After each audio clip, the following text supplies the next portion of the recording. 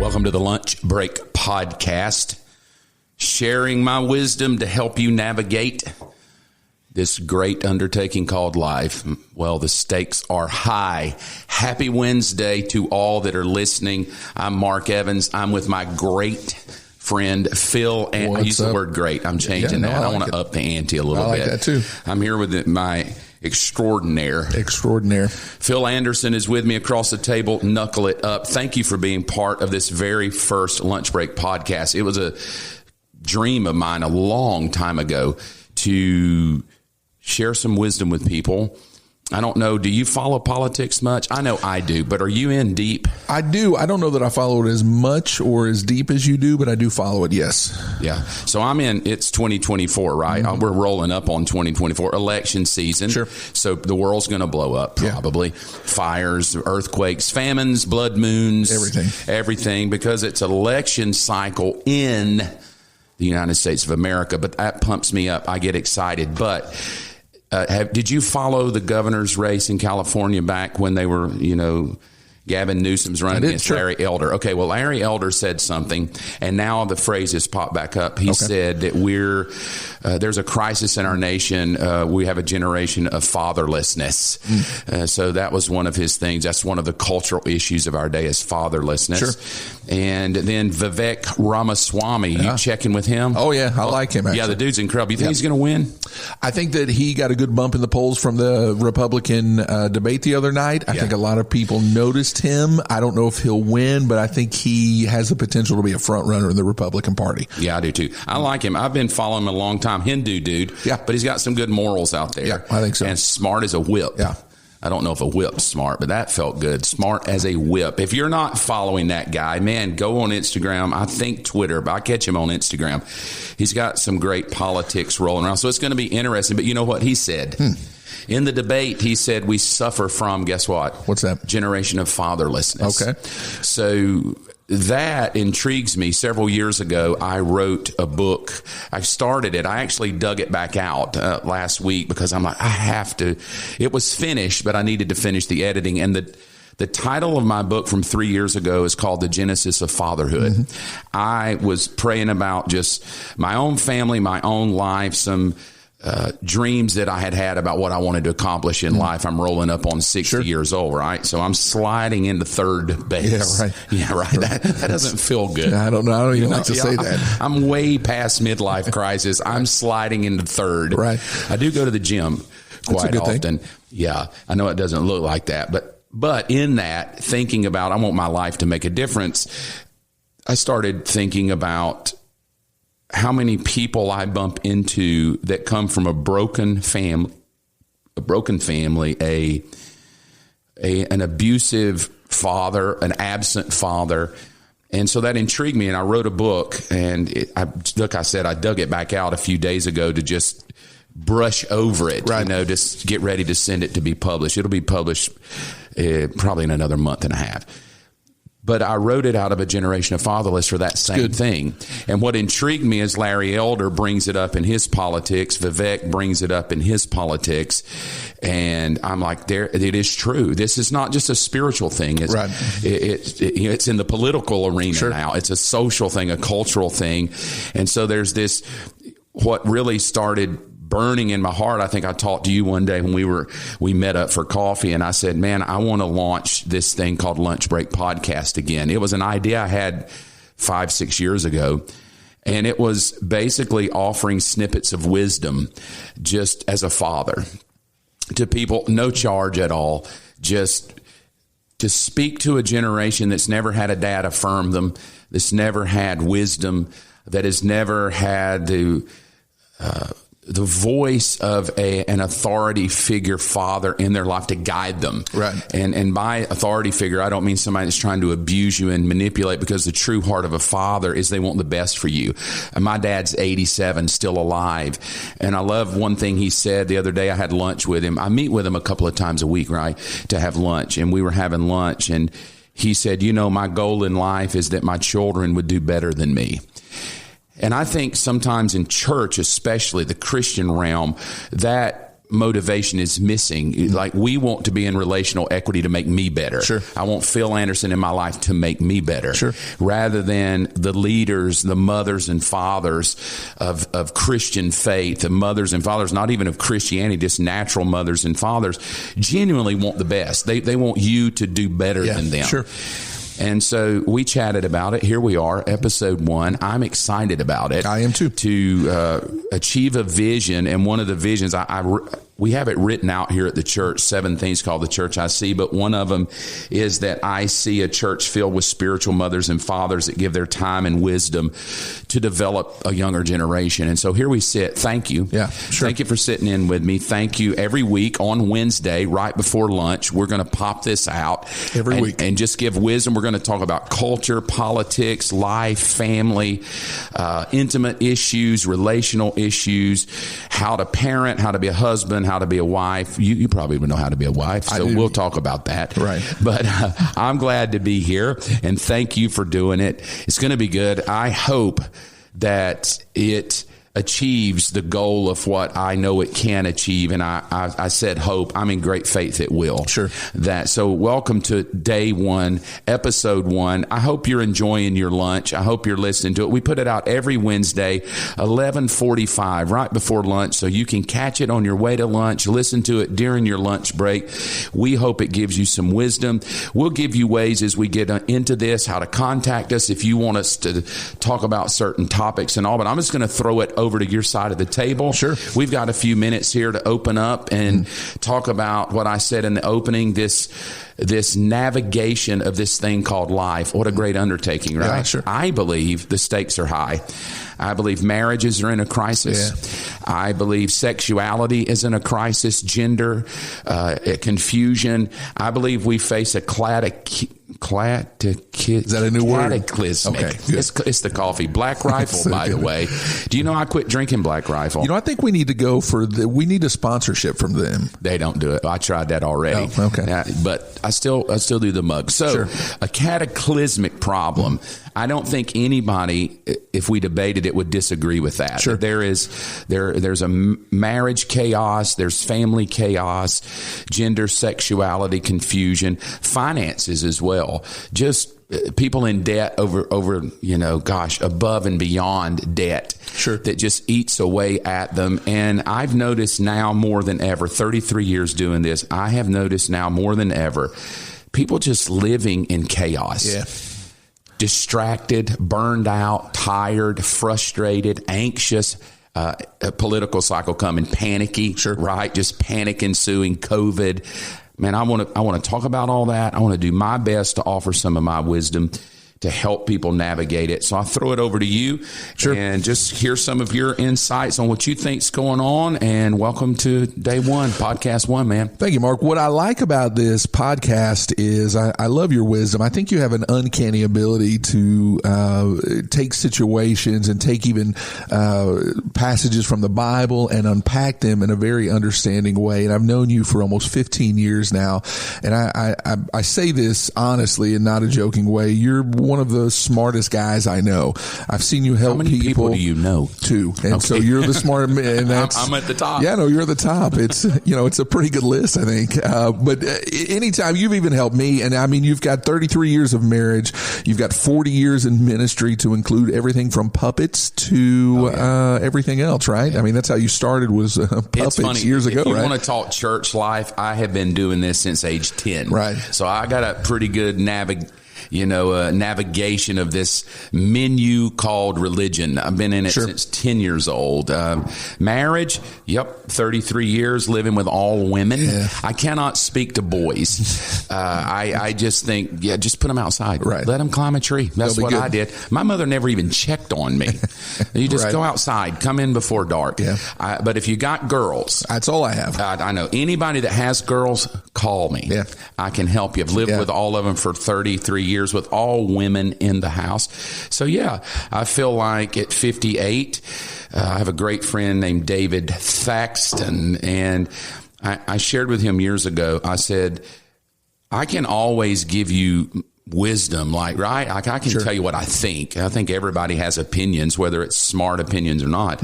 I said, but the one thing I cannot give you is seasoning. Yeah, sure. You just have to earn it, right? Right. You can read books, you can be educated, you can know every YouTube subject out there, and it is a knowledge-based world. So knowledge is not the issue today, right? But seasoning is. Yeah. You got to put in the work. You got to put it in. You got to earn the scars. You got to do the time. And I feel like at age 58, rolling up on 59, that I've earned some scars at least. I've done my time. What is it, old Queen song? I pay my dues. Right? I feel like I've paid my dues. I understand the church world pretty well.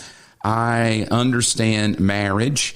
Been through the ups and downs of marriage. Right, sure. Child rearing, right? Whew, welcome to that nugget of life. Education, money, finances. I've been in debt. I've been out of debt. I've had money. I've had no money. I've been through crisis. My wife, Robin, through cancer battle. So I feel like at this age, I do have a lot of seasoning to offer to help a younger generation. I want to do that. So again, thanks for being here. So let's dive into this thing.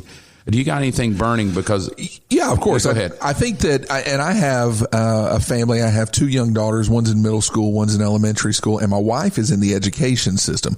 And so, we've got Fellowship of Sons coming up September 8th through the 10th. Yep. It's going to be an incredible conference for men. Everybody who is listening, you've got a week left to register. Really, it's going to be absolutely incredible. But one of the things I think that would be good to talk about today is someone like myself who has a family. And I look out in this generation and this world really of everything that you just talked about. And you've got, all I see on the news lately is lockdown 2.0, right? It's coming up January, the winter of 2024. I've even seen, in Congress, they're talking about aliens, that they're real and the government has been hiding them and aliens are out there. You've got transgender. You've got, we don't know what a woman is, but you can identify as anything you want to, which is funny, even though we don't know what that is.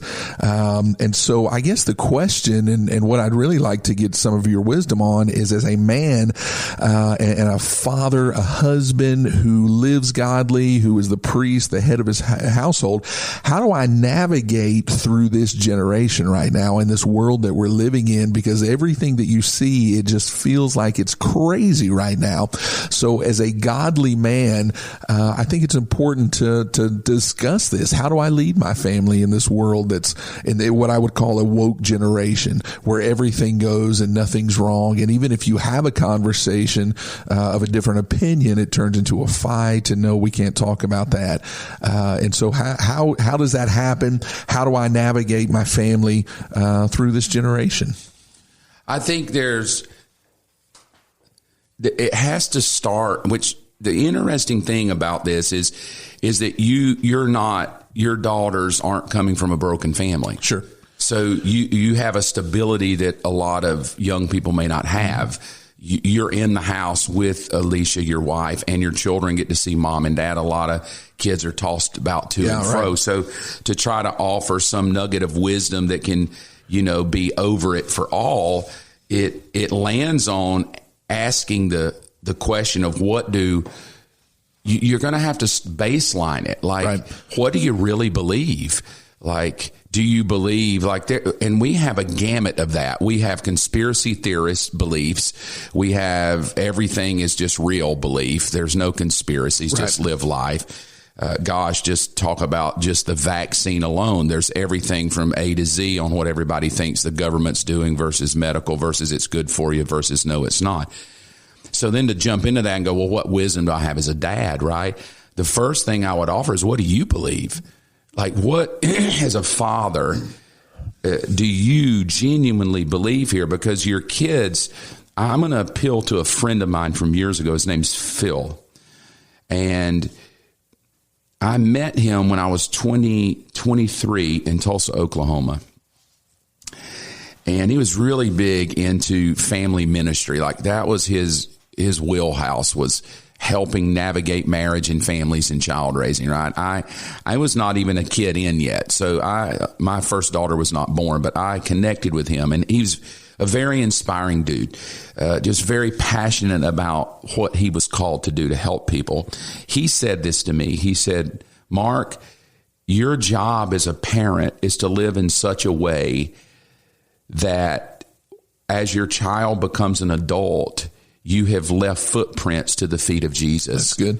And you need to live in such a way that when they get to the feet of Jesus, you make them jealous to choose him, right? So those are two critical things. Number one, as a parent, is my life an example of footprints that go to Jesus? That's good, sure. Like that, you would have to start there. Maybe some people don't even care. Like, I don't care about God. I don't even believe in God. But if we're going to pull God into it and want to raise a generation, because I'm assuming here you are as a Christian man asking this, right? Every man probably has their own opinions of how to do it. But from a Christian perspective, what good is it if you yourself aren't even leaving footprints? If your footprints that your children see only go to daddy just works really hard, daddy's always gone, daddy hollered at mom, dad's at all my sporting events, which are great things if you're doing the good, right? You're doing good things for them. But at the end of doing good things for them, when they grow up, your footprints end. In sense, and they go off to college or they get married and go off. Right. So my first question would be to tell any father, where do your footprints? Don't ask where does my wishes go, like what you wish for your daughters. Like I think every good dad wishes good things. Stop wishing and just say, where are your feet leading them? If you couldn't speak a word, they just had to follow you. Are your footprints going somewhere that's going to make you proud, following yours? What do you spend your energy doing? So I've said this before. I've never sat down with my kids, 4 of them, and said, all right, we're all going to have a family prayer time. I'm not saying that's good or bad. I just never, let's have a family prayer time. I've never sat down with my girls and said, all right, girls, go to your room and read your Bible. Right. I need you to read it. Right. I'm not saying that's good or bad. I just never forced my kids to read their Bible. I never forced them to pray, but my girls all pray and they all read their Bible. And the reality of that is they watched me do it. Yeah, that's good. They grew up watching their dad every night read my Bible. I'm 58. For the last 8 years, I've been journaling, right? My whole life, I'm journaling everything. I'll talk about that later, why I do that. But my girls now do the things I was doing and do the things their mother was doing because they watched us model it. Right. That's good. And here's my issue to this. I don't want to belabor the thought too long, but my issue is I think as parents, we want things for our kids, but we don't model it. Model the thing. We get out and we throw ball with them because we want to model how to hit a golf ball or how to kick a soccer ball. But if you want some faith-filled children, you got to model that.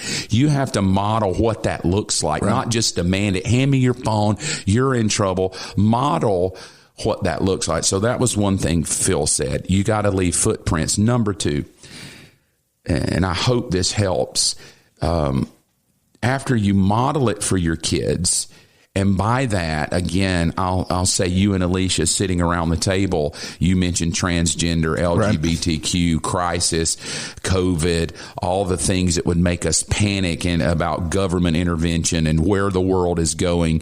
Well, if they see you and Alicia sitting around the table demeaning other people who are struggling, talking hateful about other groups of people that you may not agree with, panicking about what the government's going to do, well, they're going to pick that up, right? Right, sure. So you got to model the peace rather.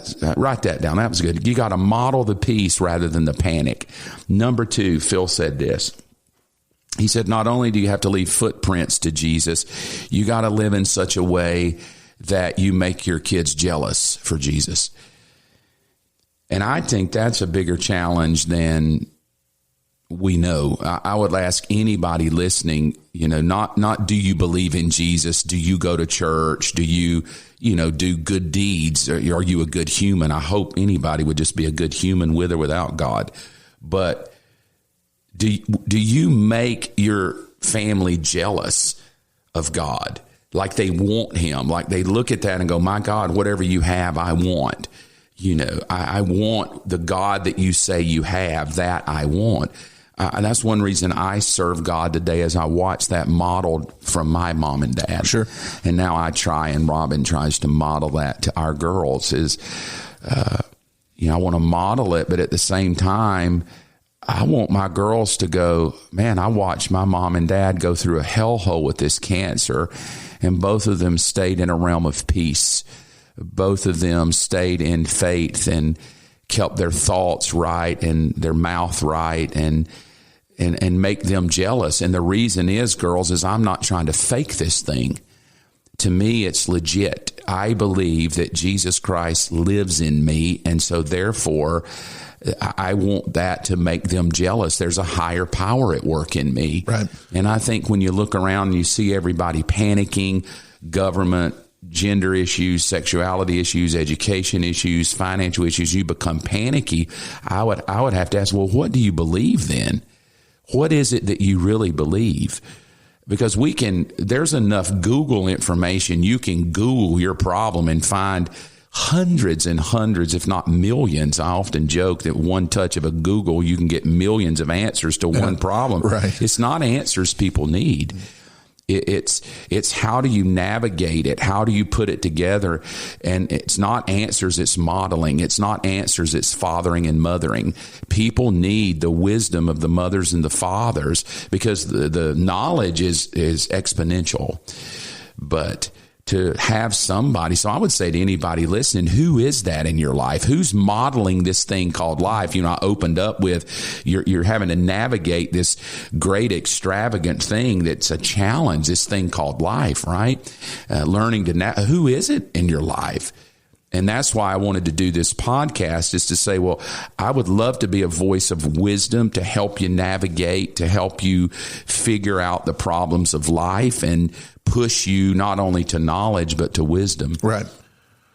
Yeah, I think that's great. I'm glad you told that story, because it's one that I have always remembered. You've told me that before, about how you've never really just gathered your family and done, Bible studies and prayer times, but it's the life that you've lived that your girls have seen. And one of the things that is a motto here at the Believers Church is we want to build a generational legacy for Jesus.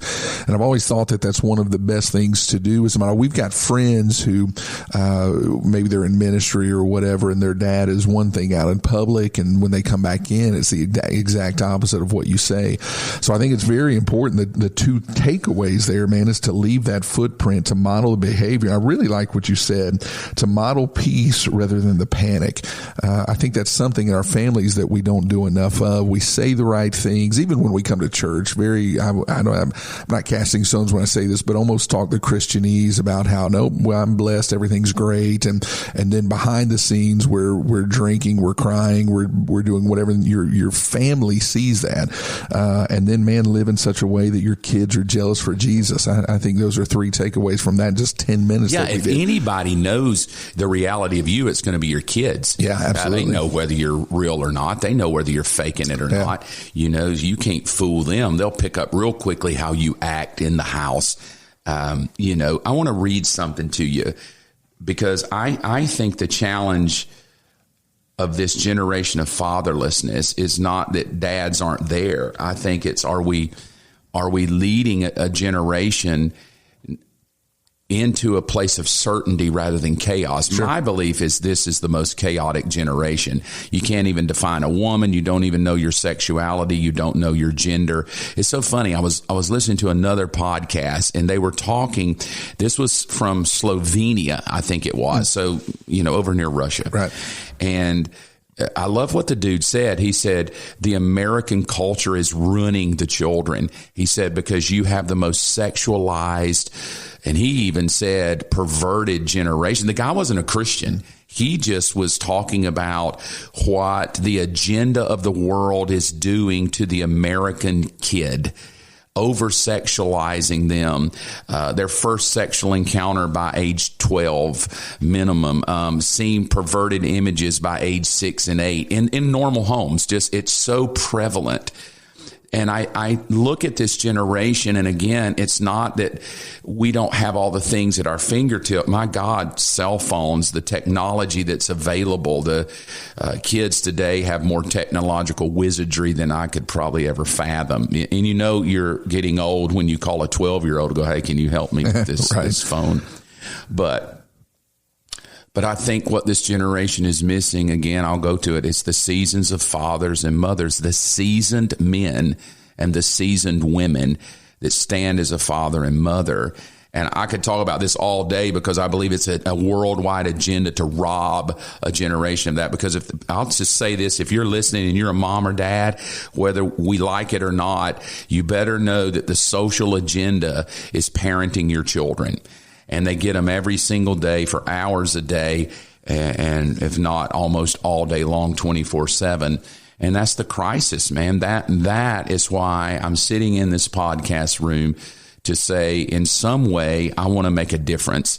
I laughed this Sunday at church. You know, I used to wake up and go, I want to change the world, right? Like, that's what I want to do. 20 years old, I'm going to change the world. And the way we do it here is 50 feet at a time. So this podcast room is my 50 feet. It's my time on the earth. I often say this is our generation. The baton is in our hands. And I don't want to spend my life just wasting it. So here we sit, episode 1. There is a crisis. I want to speak to that crisis and try to help young men and young women navigate the thing called life. Can I read something real quick? Absolutely. Just get your thought on this. This, you ask, you know, in a generation like this, what do we do? Listen to Jesus' words, Matthew 24. This is Jesus. Verse 4. Jesus told them, don't let anyone mislead you. You think that's happening today? Yeah, absolutely. Oh, yeah. Social media, anything. Gosh, movies, music, you know, the viral videos of the day mislead us. For many will come in my name claiming I'm Messiah, and they will deceive many, and you'll hear of wars and rumors of wars. Listen to verse 6. This is what I said. Don't panic. Now, when you got God himself, Jesus in the flesh, saying, look, it's going to get really crazy out there, don't panic. So that would tell me there has to be something bigger in us. Sure. As men and women, as mothers and dads. There has to be a button in us that's a non-panic button. Like, I'm not going to panic here. The world is falling apart. Jesus goes on and just, you know, iterates. It just gets worse and worse and worse and worse. You'll be persecuted. I mean, it goes into this litany of hell about what's going to come out on the earth. But I'll say this to anybody listening. I've buried a wife to the drunk driver. I have buried, babies born that didn't make it. I have seen marriages crumble. I have seen kids tragically die. I could just give you a litany of things I've seen in my 58 years. Crises in my culture, crisis in the church, chaos in families. And at every juncture, I had the opportunity to go, screw this. I'm out of here. This is stupid. This thing called God, Jesus, church, religion, all of it. But all along the way, I discerned it. I looked at it. I thought about it. And the end result was I came to the conclusion at 58, there's no better way to live than to live believing that there is a person, a God that dwells in us and wants to habitate and commune with us. And in that, I find great peace that through it all, I've learned how not to panic. I've learned how to find peace somewhere else. I've learned how to tap into something beyond what the world offers me. And that's what I want to do.